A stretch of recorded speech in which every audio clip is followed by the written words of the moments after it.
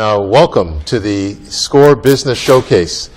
We'd like to welcome you to another segment today as far as our guest is concerned. And I'd like to welcome Denise Graziano. Welcome, Denise. Steve. Thank you. Thank you very much for coming.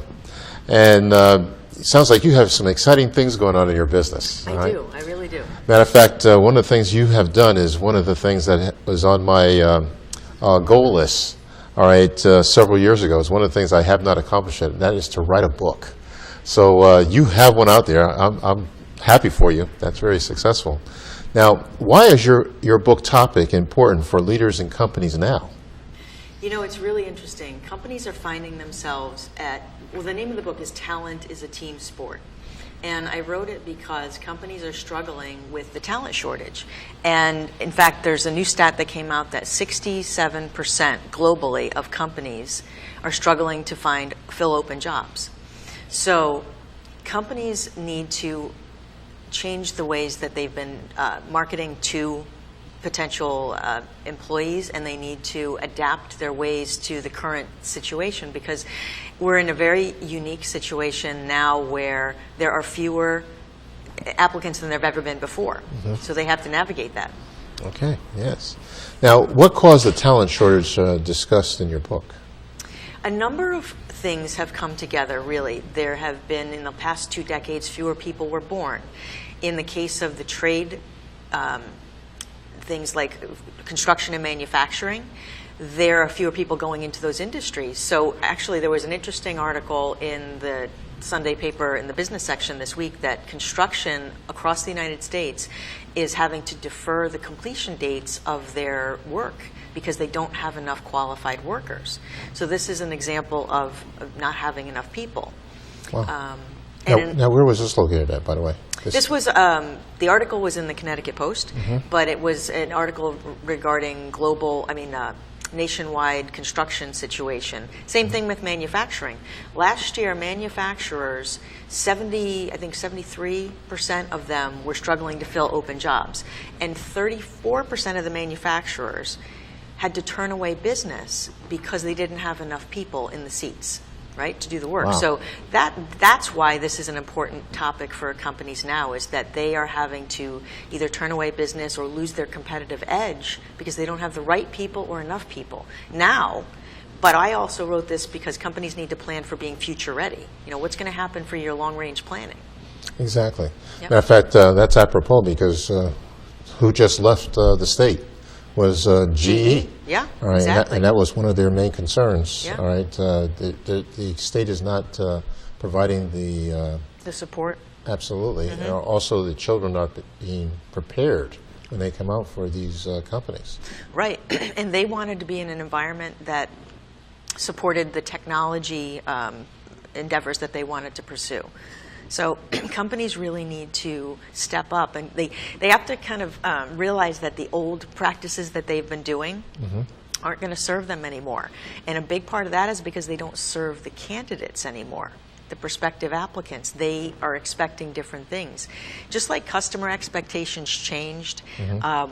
When they found social media became their big ally, right? So if something was not acceptable to them, they let people know in social media. And for the first time, companies had to respond to that. It wasn't something that was a secret to one customer. They told their network, and it became mm-hmm. potentially a viral situation. For example, like the Mylan EpiPen. When that happened a couple of years ago, that was one mom who put it out on Facebook, and then it became a nationwide issue.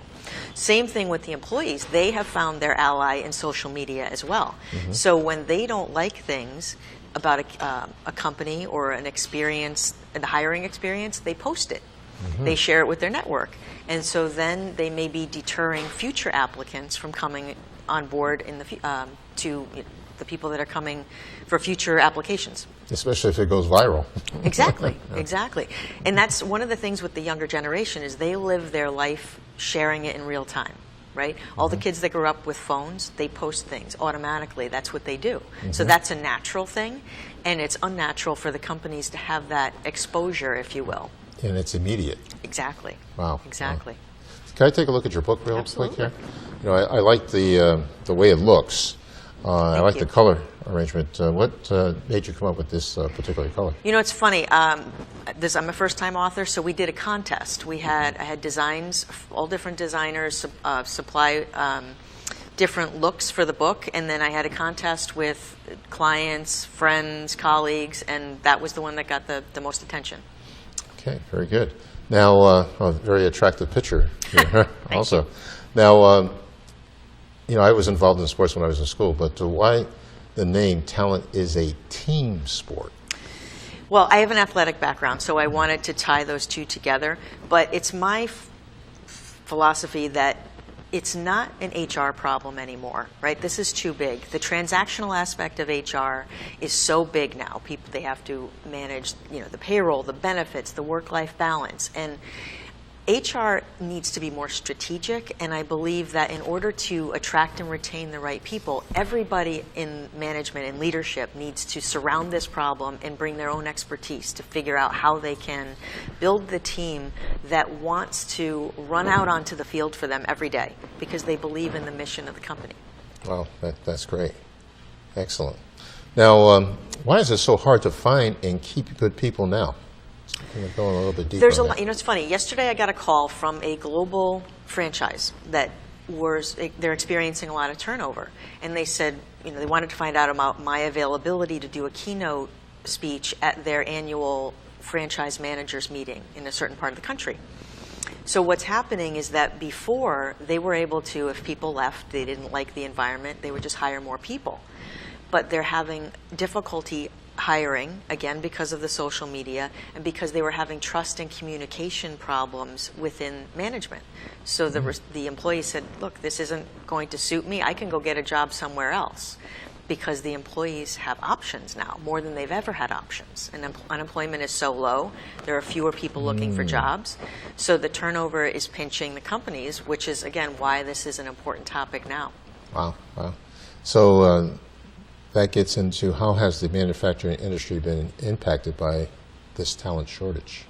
Manufacturing, as I had said before, they are experiencing a big problem not having the right people who are the actual workers, but also the engineers, because they need engineers to drive all of the technology and how they create for their customers. So if they're not getting even adequate people, this is what's happening. A lot of the manufacturers, because I interviewed a lot of people getting ready for the book, and they're finding that they're hiring people that are adequate, but they're not great, right? So in that respect, you're getting adequate results, but you need to be getting high productivity out of these people. And so manufacturing, because of the exponential growth that's been happening with the economy, they are really feeling it because they almost were unprepared for all of this growth, and they just didn't have enough people. Wow. And construction similarly, because there's so much growth, people want to build things, but they need the right tradespeople to do it. Exactly. Well, would you say the manufacturing arena is gearing up for that?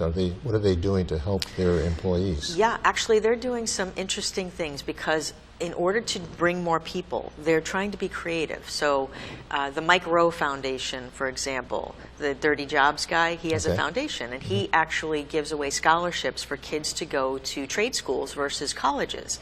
And so that's a way to bring more people into it.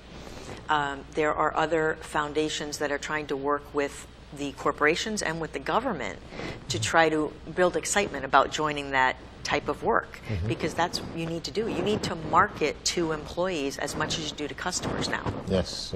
Yeah. I see. Now, how should companies change their recruiting and hiring practices to better attract ideal clients or candidates?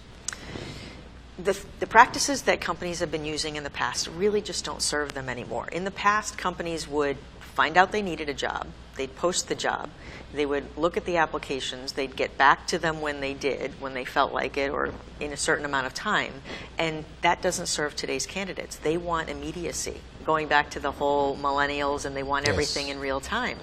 So companies need to facilitate the process, make sure they're using the platforms in the hiring process, so it goes quickly and smoothly. But they also need to market the company as an employer.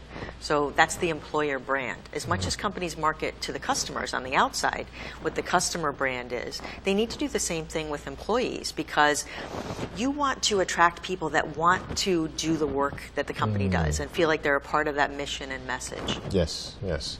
So they need to actually bring passion to the workplace. They do, and you have to attract the right people that fits in with your culture. In fact, that's a big word that companies throw around, like our culture. We have to change our culture. And sometimes that's too big to start with. So I say, look, start with employee brand. Employer brand, right? What do you want it to mean to work for your company, right? You want people to be excited to go to work on Monday, not dread it. Yes, yes. So what has been the candidate's experience? The candidate experience is how that all goes together. So here's an example. A colleague of mine is in the financial industry, and he was going after this high-powered salesperson that would be an asset to his team. Finally, the timing worked out where this guy was available. So they made him an offer, and this gentleman countered. But it was so slow in the finance department to look at the counter offer and come back with something else that the guy moved on. And so they lost out on an ideal person because of the slowness of the process. Wow. So companies have to be more agile, they have to be more fluid, and they have to just react far quicker than they have in the past. Interesting, interesting. Now, how has the glass door indeed affected the hiring process? Glassdoor and Indeed and ZipRecruiter and all of those employer sites have really turned things on their head, because they have really opened. I love the name Glassdoor, because you're getting a clear look inside of a company. Because again, employees and candidates will post how they feel about working or applying for a company. So let's look at it this way. When we have all been trained to look for reviews before we buy anything, before we go to dinner, before we go stay at a hotel. And I think Amazon trained us all to do that, right? We look for social proof. And if you're going to go stay in a hotel, you are not going to stay in a place that talks about bed bugs. You're going to stay away from it. Exactly. And as an employee, you're not going to want to apply there either. So when companies, I say that looking at those reviews is a roadmap to change.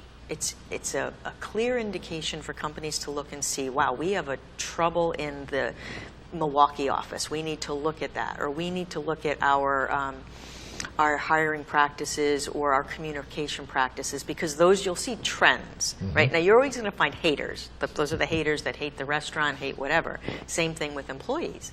But we're adults. We can see through that. And so then you see patterns of maybe there's a problem. And so that's where these review sites have really caused companies to be exposed, and they really need to step it up, or they're going to repel future applicants. It's happening right now. Recruiters will go to companies and say, look, you got to clean this up, because we're having prospects tell us we don't want to apply there because of what was written. So. When you mentioned about that Glassdoor, we went on vacation to Martha's Vineyard a year ago. And my wife was looking at a bed and breakfast to stay the day before, so we wouldn't be just taking a quick ride up there. And that's one of the things she looked at. Was there bed bugs? Is it clean? Of course. Right, yeah. Exactly. Yep. And it turned out well. Right, her review. So it's similar. Absolutely. Employers have to pay attention to this. They used to ignore it or think, well, who's going to look? That is the first place that candidates will look. Before they even apply, think of it this way. When a high school kid is going to go into college, they look at the website, they look at the videos, if they can't get to the campus first. They want to know if they could fit in there, right? Yes. So employers need to project the same kind of image to prospective employees, that this is what it's like to work here. So a lot of them are investing in these employer brand videos so that people can see, well, maybe I would fit in there. It's a young culture. It's it's exciting, and I want to work there or apply there. But companies need to pay attention to this, because they are potentially losing great people just because they are ignoring this is how things are today. Well, with that thought in mind, one of the things that I did several years ago, I was invited to go to Stu Leonard University, right in Norwalk. It was really eye-opening because a lot of companies around the world actually go there. Yeah, I'm sure. All right, for that to see how Stu Leonard's operation is. Yeah. And it's a very positive environment. The people there are very happy. Yeah. One of the things that was noteworthy that I saw is on their second floor there, they have a library of books. Oh. All right, that the employee is able to read and also take in, and a lot of it has to do with, you might be familiar with the book Think and Grow Rich. Yes. With Napoleon Hill. Yeah. All right, so there's a lot of information there that Yeah. they can get. And I'm sure within your company, you have a employee base of readers, right? Yeah. Which is good, and that's what we actually suggest here on the show, is that the business owner read, right? Because a lot of businesses, they come into business, but they have challenges because they really don't know how to really make things happen and things of that nature. So reading books can actually... Education is key, and it's something you have to continue to learn, you know, Yes. to keep current with the latest trends. And I wrote this book for senior executives of larger companies, but the same principles apply to smaller businesses because everybody has to be aware of this, from you know, a mom and pop shop up through huge corporations, because you can't have your customers love you unless your employees do first, right? Yes, so you have that's to right. hire people that represent your brand. Very good. Excellent. Now, how should companies view and respond to negative Glassdoor Indeed ratings? So this is a problem, and I've had calls a lot actually this summer, companies calling and saying, we have some problems with that. Is there any way that you can help us bury the reviews? You can't. They're out there in perpetuity. That's what keeps those sites in integrity. So they're there, and people will look for them. So to be fair, some companies will say, well, we can suppress a Google search by just putting out more positive news. But that doesn't clear up what's on any of these review sites, Glassdoor, Indeed, what have you. So the best thing companies can do is be authentic. If there's a real problem, to respond to it, not in a snarky way, really. You know, they need to really just say, we hear you, we want to make some steps, and then they have to actually take action. Because if you say something that you're going to take action and you don't, that's actually worse. Yes. So they have to respond to them and understand that they are worth paying attention to. Very good. Now, what is the employer brand, and why is that important? Well, like we were just talking about, the employer brand, when you're trying to attract good people, you want them to feel like they are a part of your company, and they subscribe to the mission of the company, right? So mission and message are a really important thing for companies to have tied together, so that they have a whole army of people that want to go out and do the good work for the customers. The employer brand, again, reflects what is the internal marketing. So companies spend so much time marketing on the outside to the customers, but they have to do the same thing on the inside to make sure that they not only attract good people, but then they keep them. Once people get inside the company doors, you want to make sure that they feel valued, they feel like they're appreciated, and that their work matters. So that's part of the employer brand. Oh, that's fantastic. Now, how do companies create their desired employer brand? How do they actually do that? Well, they have to decide what it is like to work there, and then they want to build enthusiasm around those principles. Companies that lack passion, you know, I talk to companies about, you know, the Simon Sinek book. You talk about books, Simon Sinek's Why. Customers buy why you do what you do, not what you do. So you need employees that feel that way too. So it's important for companies to pay attention to why they are building up the morale of their employees and continually creating this atmosphere that we're in this together. And make no mistake, sometimes difficult news happens. There are layoffs, there are problems in companies, and companies still need to be communicating with the employees and trust them enough with negative news so that they stay with them. Otherwise, you're going to have a mass exodus, and that's terrible. Now, do you actually coach your clients? Is that We're not coaches. We help, we help assess a problem for a company, and then we will help implement a strategy for them, and we can produce the results for them, or we can say, look, these are the things that you should consider doing, and you can do it on your own. If that is within their capability, that's great. So we are more strategic, and then we can execute as well. I see on your flyer here, it says how we get results for our clients. It talks about sales and marketing materials, promotional products or apparels. How do you actually design these things for them? Or yes, we do. We have a lot of partners that we work with in terms of any kind of tools that we would use. So when we're coming up with a solution for a client, sometimes there are tools. It might be video. It might be promotional products or apparel for an event. It might be booth design for a trade show where you need to come up with that kind of material. So we can handle all of that for clients. And it just we just apply it to what the goals are for the client. Exactly. Awards and recognition, those things, some of the things that are included in your services? Yes, and awards and recognition are extremely important for employees. You have to reward and recognize your employees and make sure that they realize that they are valued. So that's when we do employee recognition, it's really about that. You want to keep the good people that you have. But we also work with clients who want to reward and recognize long-term partnerships with their own customers and with their own partners. So we do some really lovely pieces for clients that want to do that. Very good. Yeah, because a lot of employees, it's really the money is not necessarily the main thing. No. It's being valued and also appreciated. Exactly. And, it's not just about a paycheck. It really hasn't been for a long time. People want balance. They want flexibility. And that's another area that employers need to be aware of. People want to be able to perhaps work from home or flex hours or things like that. And so companies have to be more fluid with those kinds of regulations in their companies. I see that you also have something here, web design and consulting.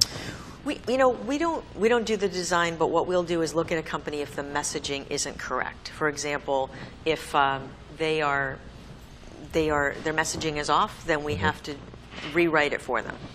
Okay, and it looks like you do focus groups also. Focus groups, yeah. We use focus groups when we want to get insight from valuable customers or employees, because perhaps a company might be too close to the problem and they really don't have the valued feedback from the particular parties. And so focus groups are an invaluable way to do that. Now, this is exciting. This is your first book, I My understand. first book. I'm very excited. Now, this is, of course, the starting copy right here. That's how those are what they're going to look like. Yep. How long did it take you to actually write your book? It took me, I was on an accelerated arrangement. I worked with a company that helped me do it in a fast manner. So it took me 2.5 months to write it, but I was at it a lot. But I had done research in the year prior, getting ready for it, because this is what caused me to write it, because I had seen so many research trends and executive studies that were pointing to talent being a main concern. So that was, I saw that it was becoming a pain point, and that's why I did it. But the actual writing took about 2.5 months. Now, let me ask you this real quick. What was the challenge in writing this book? The challenge in writing the book. It's a lot to organize that. I've written articles and essays and things, but to organize that many thoughts and make it a cohesive story that people would find value in, and that was my biggest, one of my biggest challenges. That and just getting over the fear of doing it, just like most people are, a little fearful of putting out their words that way. And the success of writing the book, what put the sparkle in your eye in putting this book together? I want this information out to leaders because I don't want them to have this problem anymore. And they have the control to fix it, but they just have to change their perspective. So I really am excited about getting this out there so that they can make corrections that are going to give them long-term success. Fantastic. Well, I know I tell you, this is exciting. I'm excited for you as far as the name of the book again, Talent is the Team Sport. It's by Denise Graziano, This is her first book, and I would suggest you go out there and get it. Probably be on Amazon. It'll be on Amazon, yep. Will it be at the bookstores and all that too? Can they get it there? In the local area, perhaps, but right now it'll just be on Amazon. Okay, Yep. super. So it'll be national and international. Yes. Right. Yes. Very good. Congratulations on that. Thank you. One other book that I like to, because we talk about books on our show, Yeah. and we're trying to make sure that our entrepreneurs out there are up to date and also want to stay progressive. And, excuse me, the other book that I wanted to share today was TNT, The Power Within, How to Release the Forces Inside You to Get What You Want. Love that. This is written by Claude Bristol. All right, it is a classic. It's the first book that came out that he actually put out. We've talked about it before, and that's The Magic of Believing. This here, if you're familiar with The Secret, all right, this book actually exposes it to you in a bigger way. This actually, as with The Secret doesn't really tell you how to do it. This book tells you how to do it and make things happen in your life. It's a play-by-play action plan to get those things working for you. I'm going to have to pick both of those up. All right, but I think you'll enjoy that, and I think you too. Absolutely. Also, yeah. I know some of the things that we talked about earlier before the show started was we talked about speed reading. And, I'm fascinated by that. yeah, and what we were actually talking about was photo reading, right? And how you can actually, a 300-page book, you can actually understand it within or get 75 to 95% comprehension within That's 30 minutes. I definitely want to find out more about that. We will talk about that offline. Yeah. But once again, we'd like to thank you very much, all right, for joining our show, our SCORE family out there. Thanks for joining us again. And also, Denise, it's been a pleasure. Likewise, all right? Steve. Thank you. And thank you very much for coming. We're looking forward to see the success of this book out you. there in the workplace. Thanks very much. Thank you. Okay.